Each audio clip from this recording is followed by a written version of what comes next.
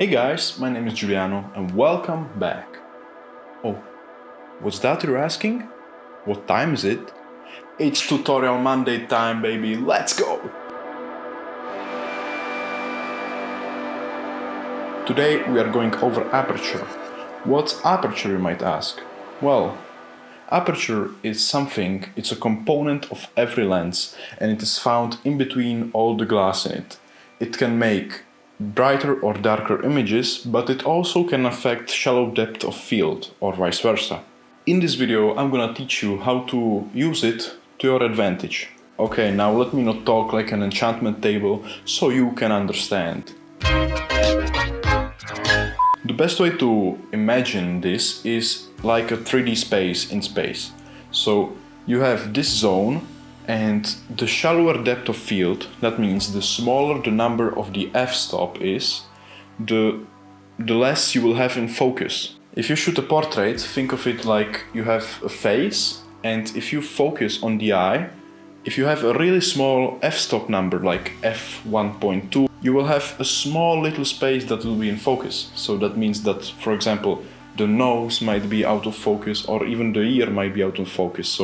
But in the case of a portrait, you still want to keep that beautiful, crispy, juicy background. So what you will do, you will go to 2.8 or 3 and there you will be good to go and everything will look just as beautifully blurred behind you, but your face will be in focus or the subject's face will be in focus, so good to go.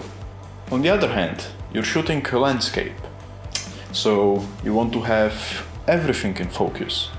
What do?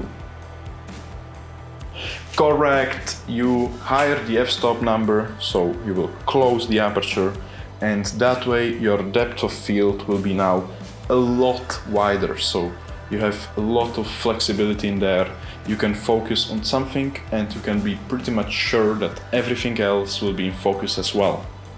And the ideal f-stop number for this is around 8 or 11. But remember, if you go too high on the number like 16, 22 or even 30 or something like that, you might start getting distorted images and physically they will not be as real, and also you could get chromatic lens aberrations. What is a chromatic lens aberration?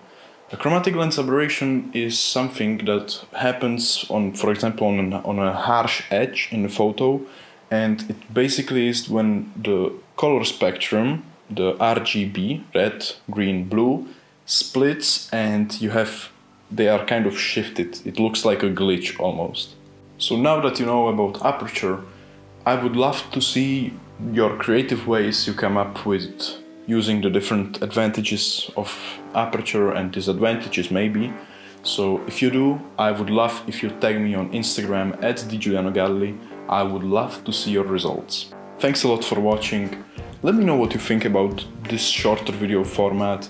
I'm kind of experimenting with it. But anyways, thanks for watching. Have a wonderful Monday.